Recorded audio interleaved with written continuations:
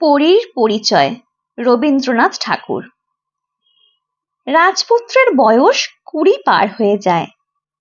দেশ বিদেশ থেকে বিবাহের সম্বন্ধ আসে। ঘটক বললে, বাল্মিক রাজের মেয়ে রূপসী বটে, যেন সাদা গোলাপের পুষ্প বৃষ্টি। রাজপুত্র মুখ ফিরিয়ে থাকে, জবাব করে না। দূত এসে বললে, গান্ধার রাজের মেয়ের অঙ্গে অঙ্গে লাবণ্য ফেটে পড়ছে, যেন দ্রাক্ষালতায় আঙুরের গুচ্ছ। রাজপুত্র শিকারের ছলে বনে চলে যায়। দিন যায়, সপ্তাহ যায়, ফিরে আসে না। দূত এসে বললে, কাম্বোজের রাজকন্যাকে দেখিয়ে এলাম, ভোরবেলাকার দিগন্ত রেখাটির মতো বাঁকা চোখের পল্লব, শিশিরে স্নিগ্ধ, আলোতে উজ্জ্বল। রাজপুত্র ভর্তৃহরির কাব্য পড়তে লাগলো, পুঁথি থেকে চোখ তুলল না। রাজা বললে, এর কারণ ডাকো দেখি মন্ত্রীর পুত্রকে। মন্ত্রীর পুত্র এলো। রাজা বললে, তুমি তো আমার ছেলের মিতা, সত্য করে বলো, বিবাহে তার মন নেই কেন? মন্ত্রীর পুত্র বললে, মহারাজ, যখন থেকে তোমার ছেলে পরিস্থানের কাহিনী শুনেছে, সেই অবধি তার কামনা সে পরি বিয়ে করবে। রাজার হুকুম হলো, পরিস্থান কোথায় খবর চাই। বড় বড় পণ্ডিত ডাকা হলো, যেখানে যত পুঁথি আছে তারা সব খুলে দেখলে। মাথা নেড়ে বললে, পুঁথির কোনো পাতায় পরিস্থানের কোনো ইশারা মেলে না। তখন রাজসভায় সওদাগরদের ডাক পড়ল। তারা বললে, সমুদ্র পার হয়ে কত দ্বীপেই ঘুরলেম, এলা দ্বীপে, মরিচ দ্বীপে, লবঙ্গলতার দেশে। আমরা গিয়েছি মলয় দ্বীপে চন্দন আনতে, মৃগনাভির সন্ধানে গিয়েছি কৈলাসের দেবদারু বনে, কোথাও পরিস্থানের কোনো ঠিকানা পাইনি। রাজা বললে, ডাকো মন্ত্রীর পুত্রকে। মন্ত্রীর পুত্র এলো। রাজা তাকে জিজ্ঞাসা করলে, পরিস্থানের কাহিনী রাজপুত্র কার কাছে শুনেছে? মন্ত্রীর পুত্র বললে, সেই যে আছে নবীন পাগলা, বাঁশি হাতে বনে বনে ঘুরে বেড়ায়, শিকার করতে গিয়ে রাজপুত্র তারই কাছে পরিস্থানের গল্প শোনে। রাজা বললে, আচ্ছা, ডাকো তাকে। নবীন পাগলা এক মুঠো বনের ফুল ভেট দিয়ে রাজার সামনে দাঁড়ালো। রাজা তাকে জিজ্ঞাসা করলে, পরিস্থানের খবর তুমি কোথায় পেলে? সে বললে, সেখানে তো আমার সদাই যাওয়া আসা। রাজা জিজ্ঞাসা করলে, কোথায় সে জায়গা? পাগলা বললে, তোমার রাজ্যের সীমানায় চিত্রগিরি পাহাড়ের তলে কামুক সরোবরের ধারে। রাজা জিজ্ঞাসা করলে, সেইখানে পরী দেখা যায়? পাগলা বললে, দেখা যায়, কিন্তু চেনা যায় না। তারা ছদ্মবেশে থাকে, কখনো কখনো যখন চলে যায় পরিচয় দিয়ে যায়, আর ধরবার পথ থাকে না। রাজা জিজ্ঞাসা করলে, তুমি তাদের চেনো কি উপায়? পাগলা বললে, কখনো বা একটা সুর শুনে, কখনো বা একটা আলো দেখে। রাজা বিরক্ত হয়ে বললে, এর আগাগোড়া সমস্তই পাগলামি, একে তাড়িয়ে দাও। পাগলার কথা রাজপুত্রের মনে গিয়ে বাজল। ফাল্গুন মাসে তখন ডালে ডালে শাল ফুলে ঠেলাঠেলি, আর শিরীষ ফুলে বনের প্রান্ত শিউরে উঠেছে। রাজপুত্র চিত্রগিরিতে একা চলে গেল। সবাই জিজ্ঞাসা করলে, কোথায় যাচ্ছ, কোথায় যাচ্ছ? সে কোনো জবাব করলে না। গুহার ভিতর দিয়ে একটি ঝর্ণা ঝরে আসে। সেটি গিয়ে মিলেছে কাম্যক সরোবরে। গ্রামের লোক তাকে বলে উদাস ছোড়া। সেই ঝর্ণাতলায় একটি পোড়ো মন্দিরে রাজপুত্র বাসা নিলে। 1 মাস কেটে গেল। গাছে গাছে যে কচি পাতা উঠেছিল তাদের রং ঘন হয়ে আসে, আর ঝরা ফুলে বনপথ ছেয়ে যায়। এমন সময় একদিন ভোরের স্বপ্নে রাজপুত্রের কানে একটি বাঁশির সুর এলো। জেগে উঠে রাজপুত্র বললে, আজ পাবো দেখা।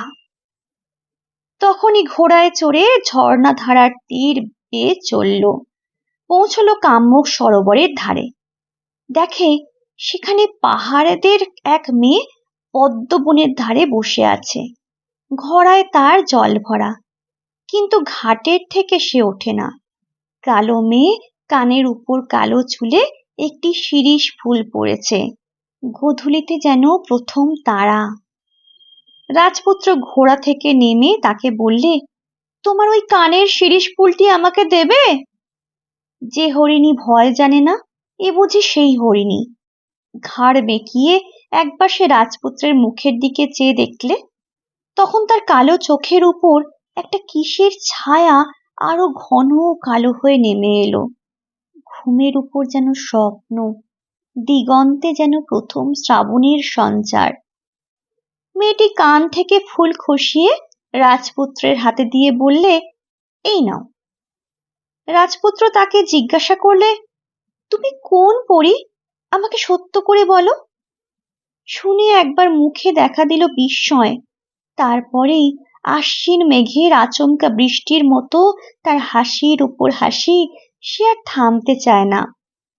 রাজপুত্র মনে ভাবল, স্বপ্ন বুঝি ভুলল, এই হাসির সুর যেন সেই বাঁশির সুরের সঙ্গে মেলে।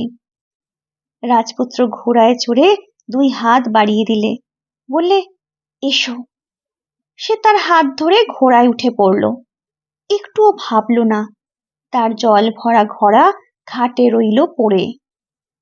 শিরীষের ডাল থেকে কোকিল ডেকে উঠল, কুহু কুহু, কুহু কুহু। রাজপুত্র মেয়েটিকে কানে কানে জিজ্ঞাসা করলে, তোমার নাম কি? সে বললে, আমার নাম কাজরি। উদাস ছোড়ার ধারে দুজন গেল সেই পুরো মন্দিরে। রাজপুত্র বললে, এবার তোমার ছদ্মবেশ ফেলে দাও। সে বললে, আমরা বনের মেয়ে, আমরা তো ছদ্মবেশ জানি নে। রাজপুত্র বললে, আমি যে তোমার পরীর মূর্তি দেখতে চাই। পরীর মূর্তি?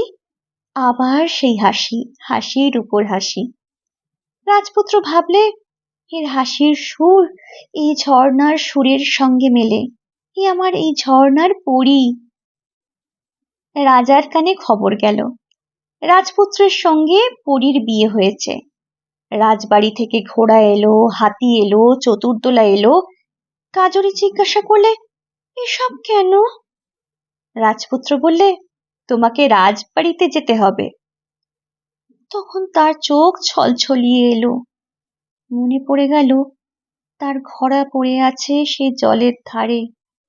মনে পড়ে গেল, তার ঘরের আঙিনায় শুকোবার জন্যে ঘাসের বীজ মেলে দিয়ে এসেছে। মনে পড়ল, তার বাপ আর ভাই শিকারে চলে গিয়েছিল, তাদের ফেরবার সময় হয়েছে। আর মনে পড়ল, তার বিয়েতে একদিন যৌতুক দেবে বলে তার মা গাছতলায় তাঁত পেতে কাপড় বুনছে আর গুনগুন করে গান গাইছে। সে বললে, না, আমি যাব না। কিন্তু ঢাক ঢোল বেজে উঠল, বাজলো বাঁশি, কাঁসি, দামামা। ওর কথা শোনা গেল না। চতুর্দোলা থেকে কাজরি যখন রাজবাড়িতে নামলো, রাজমহিষী কপাল চাপড়ে বলল, কেমন তরপরি? রাজার মেয়ে বললে, ছি ছি, কি লজ্জা। মহিষীর দাসী বললে, পরীর বেশটাই বা কিরকম?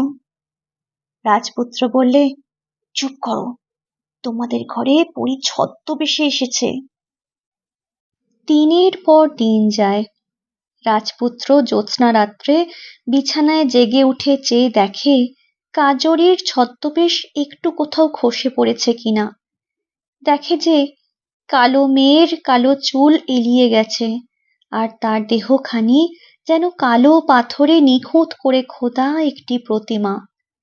রাজপুত্র চুপ করে বসে ভাবে, পরী কোথায় লুকিয়ে রইল শেষ রাতে অন্ধকারের আড়ালে উষার মতো। রাজপুত্র ঘরের লোকের কাছে লজ্জা পেলে। একদিন মনে একটু রাগও হলো।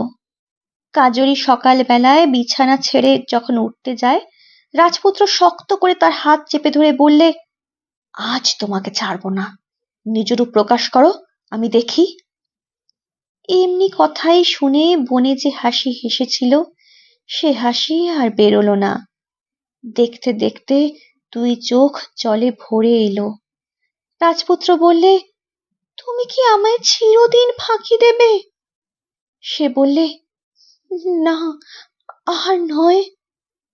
রাজপুত্র বললে, তবে এইবার কার্তিকী পূর্ণিমায় পরীকে যেন সবাই দেখে। পূর্ণিমার চাঁদ এখন মাঝ গগনে। রাজবাড়ির নহবতে মাঝরাতের সুরে ঝিমি ঝিমি তান লাগে।